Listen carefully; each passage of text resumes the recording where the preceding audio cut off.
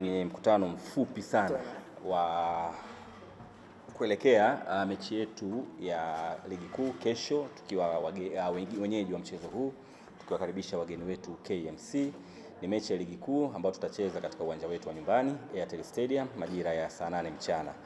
Na nitumie fursa hii kuwakaribisha mashabiki wote, wana Singida wote kwenye mchezo wetu wa kesho. Ni mechi muhimu kweli kweli ya kutafuta matokeo mengine mazuri ya ushindi na kukusanya alama 3 nyumbani. Sitaki kuyaongelea sana mambo ambayo yametokea hapo nyuma, tumeshatoa taarifa za kutosha, lakini jambo ambalo naweza kuwahakikishia mashabiki ambao watakuja uwanjani kesho, mechi hii haitakuwa mechi rahisi, lakini ni mechi ambayo wachezaji wetu baada ya kikao na uongozi jana usiku wametuahidi wataenda kuirudishia hadhi na heshima timu yetu.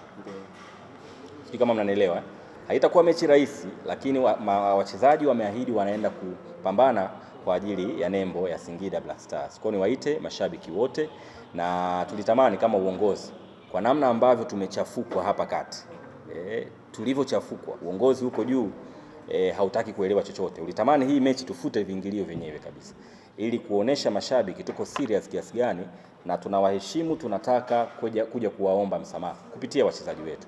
Lakini kwa hadhi ya ligi kuu na kwa hadhi ya timu zote mbili, Singida Black Stars pamoja na, sina uhakika sana kama ndugu yangu hadhi yake ipo pale, lakini kwa hadhi ya Singida Black Stars tuliona kuondoa kabisa viingilio, tutashusha hiyo value. Kwa hiyo tumeweka viingilio vya chini sana, ili kutuma pia ujumbe ule kwamba tunawaomba radhi sana mashabiki kwa kutokuwa na matokeo mazuri, na mechi ya kesho tunaenda kama kuanza upya.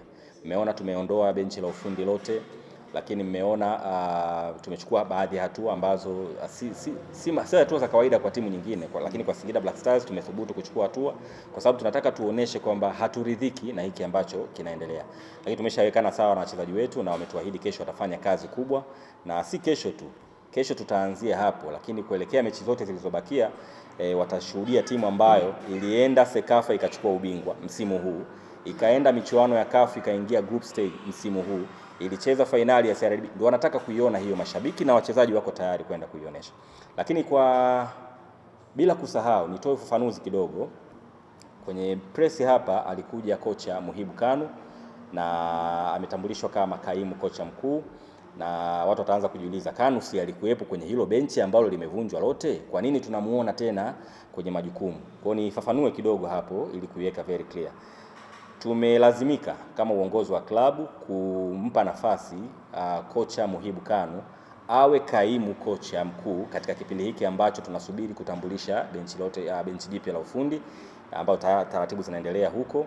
Lakini kocha Kanu hakuathirika na haya mabadiliko au hili kuvunjwa benchi, kwa sababu yeye ni sehemu ya management ya klabu, lakini kwa sababu ana leseni aliwekwa kwenye benchi la ufundi ili kuendelea kupata uzoefu.